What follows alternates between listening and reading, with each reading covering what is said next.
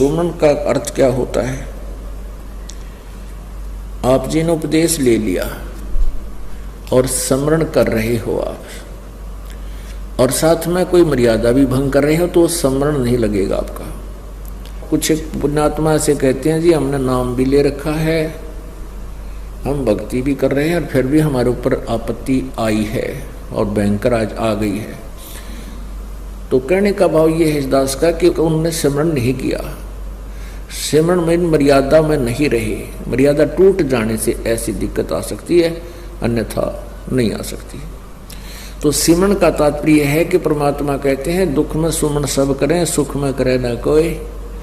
आप दुखी हो, आपको राहत मिली, सुखी हुए, कुछ दिनों के बाद आप इतने भूल जाते हो सत्संग के अभाव से, और फिर गलतियां प्रारंभ कर देते हो। लोक लाज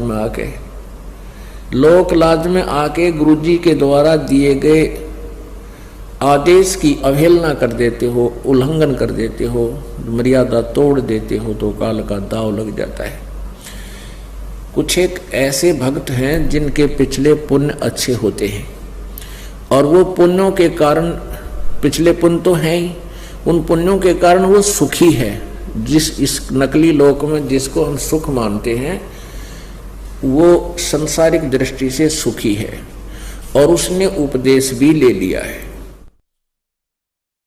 और एक ऐसा प्राणी है जिसके पूर्व जन्म के पुण्य गणे नहीं है, उस पर आपत्ति आ गई है। परमात्मा कबीर जी की शरण में यहाँ आ गया है, आने से उसने नाम लेने से लाभ शुरू हो गया है। तो कुछ दिनों के बाद उसको दुख आने बंद हो जाएंगे क्योंकि पुण्य बढ़ जाएंगे, पाप समाप्त कर देता है परमात्मा। तो फिर वो कुछ दिनों में उस दूसरे भक्त को देखा देखी कि दूसरा भक्त है, वो भी नाम लिए हुए है और वो भी मर्यादा तोड़ देता है, जो गुरुजी ने आदेश दे रखा है उसका उल्लंघन कर देता है, और देखता है कि उस पर कोई आपत्ति अभी आ नहीं रही। उसको देखकर वो स्वयं भी विचलित होकर के कोई मर्यादा भंग कर देता है। तो ऐसे फिर आपत्तियां फिर प्रारंभ हो जाती है। जिस व्यक्ति ने उपदेश भी ले रखा है और नाम भी खंडित कर दिया तो उस पर अब मंत्र उसका है नहीं उसके पास। इस नाम की कमाई बिल्कुल नहीं है। जिसने बीड़ी पी ली, शराब पी ली, मांस खा लिया या कोई आन उपासना कर ली या लोक लाज में आके परमात्मा वाले नियम से वो वंचित हो गया तो उसकी भक्ति नहीं चल रही, उसके पिछले पुण्य चल रही है। और वो सत्संग में भी आ जाता है, नहीं भी आता है, बीड़ी भी पीता है, एक आदमी में गुट्टी भी ला लेता है, और वो फिर भी कहता मैं संत रामपाल का शिष्य हूं। वो कह रहा है पर वो दास का शिष्य नहीं है। हाँ, उसके साथ क्या बनेगी? फिर एक ही दम इतनी आपत्ति आवेगी जब उसके पुण्य समाप्त हो जाएंगे, वो बक्कल उतरेगा और फिर वो व्यक्ति आकर के कहेगा कि मैंने तो नाम ले रखा था जी, हमारे घर पे भी ऐसी आपत्ति आ गई। तो वो ऐसा पापात्मा होगा कि आसपास के क्षेत्र के 10-5 कोई भक्त चारे हो नाम लेने के लिए श्रद्धालु, तो उनके लिए भी वो एक रोड़ा बन जाएगा।